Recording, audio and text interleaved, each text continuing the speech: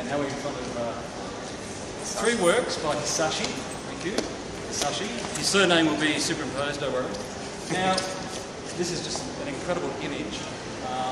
What's incredible is, and a few things which I was looking on the web really surprised me in the flesh. And this one's particularly because this is exquisite. It's so sort of flat, like, look so close, it looks like it's been sanded back sometimes. When you think of a painting, you think of the physical, you know, gutsy media, but here, it's like, you can't even imagine a hand's even laid the pigment down. So it's an exquisitely crafted painting.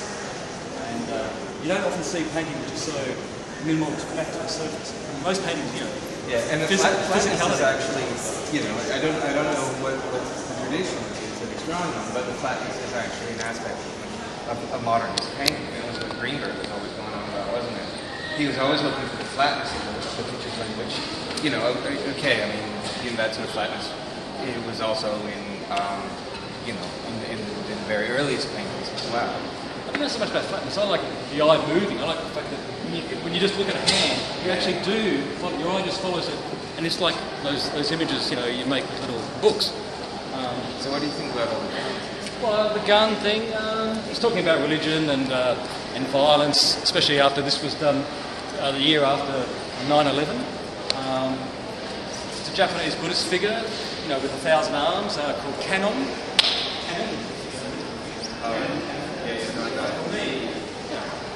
And so they're also flanked by two guardian characters. And again, when you look at the way, like the red muscles, okay, it's a very flat, still a very flat painting, but the body ripples with life. There's one detail down here. See the big toe? It's just raised up slightly. So the paintings aren't symmetrical, flat, you know, religious sort of painting. They're very sculptural, and that's a little sort of animated detail which sort of gives the figure life. Now, again, you've got the gun. See, I've always loved Japanese and Chinese art, modern art, where they've done very traditional scenes, but someone's holding a mobile phone or you know, on a computer, or you know what I mean? Well, I think that's, you know, I mean, that's kind of been the point in this exhibition to a large degree, is this notion of the integration of localized traditional art forms and contemporary themes or contemporary artistic practice. Technology.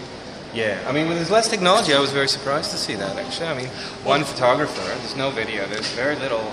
It's all traditional. It's all, I think you have to go to Goat Island for that. Two-dimensional works on the wall. Well, for the Biennale. But I don't know if the Japanese work there. Is it, I mean, have they worked it out? I don't know if they've... No, there's more video work and large-scale sculpture there, obviously. But I'm struck by the craftsmanship of these artists, you know, especially this one and the next one, which is opposite. They're so exquisitely drawn. You know, they're so elegant. I just keep on. I know I'm stuck on that word. You are, and that's not my favorite word. I don't like. I came here not expecting much, you know, and then I stood in front of it. You know, I've seen it on the web. Why wouldn't you expect somebody in the Biennale not to be a great craftsman? I mean, this is what it's a, you know, it's a showcase. But I'm saying I don't normally like airless, dry, overly refined things. You know, I like raw, gutsy paint. You know, splatters, and, you know, real energy. But there's such a incredible energy in these flat, exquisitely crafted paintings. But why, see, I look at it's just exquisite. I just can't stand it. I don't say it very much, but it's dawned on me. You can hang it on your wall, you know? Perhaps. That's what you can do. Exquisite. Okay, I have the last word as normal. I'm going to get exquisite painted on the wall. Okay, the next one. No, I won't say that word. Again, we've got a beautifully crafted painting, which I've read a lot about. The guy is a guy from Kashmir who now lives in London, a guy called Rakib Shaw. Now, on the web, and doing my research, what struck me was he paints with enamels and industrial paints, and he also paints with a porcupine quill. So I was thinking, okay, I'm going to come here today, look real close, and see all these porcupine quill marks. But what he does, if you look closely, what he does is, and we can't get too close, he actually makes pools of paint, then with the quill just stirs it around. So he plays with sort of, you know, the sort of, see how he's done the flower? You know, these are just sort of swirly pools of paint he's manipulated with a porcupine quill. And he doesn't do it over the whole thing, it's just on these sort of decorative elements. Okay, he's very inspired. Is that a traditional technique? In Kashmir, again, I don't know. It's just a kind of funky thing. Perhaps it is, but how many porcupines are in India? They have peacocks. There you go. Anyway, it's like the Garden of Earthly Delights. You know, there are sharks, there are horses, and there are animals with human heads. Yeah, Alex, you know, I like that. There are sexy ladies with very like that crab. Yeah, so there's a lot of humour, a lot of whackness. I mean, look, there's a monkey god here. Where is that monkey god? Yeah. I was looking at the monkey god. I've lost the monkey god.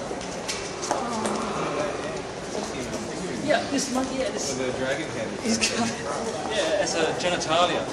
Get this detail. This sort of monkey figure.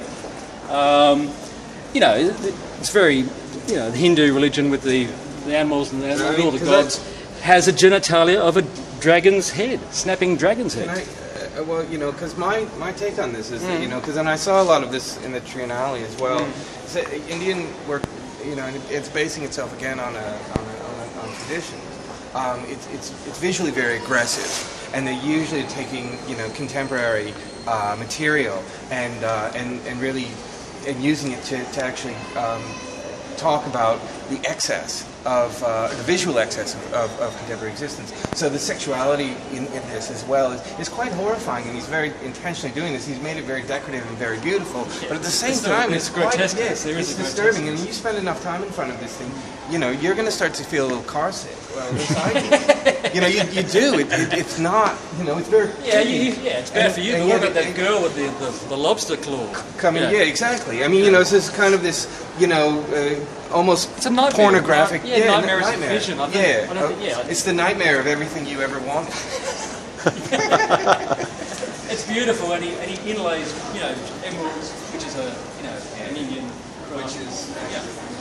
tiny little emeralds and rubies and sapphires, just as details.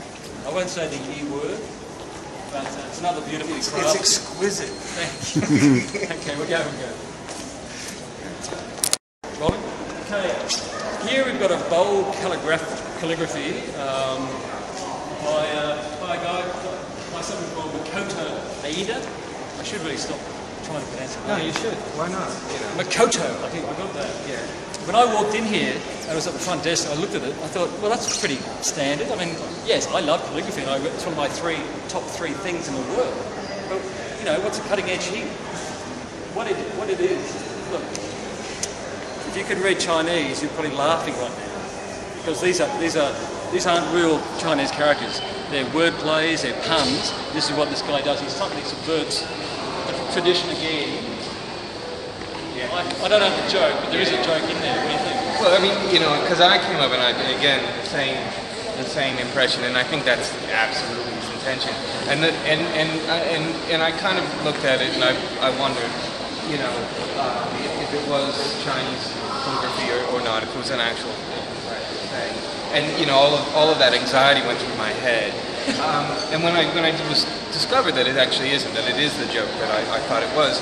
It became my favorite work in the whole show because it's a quiet critique on the show itself for me, you know, and also a statement on distance, you know, on a great statement. All of these other works give you, you know, your received notion of what a particular ethnic tradition, you know, craft tradition is. You know, there's Japanese, you recognize it. The Indian work, you recognize it.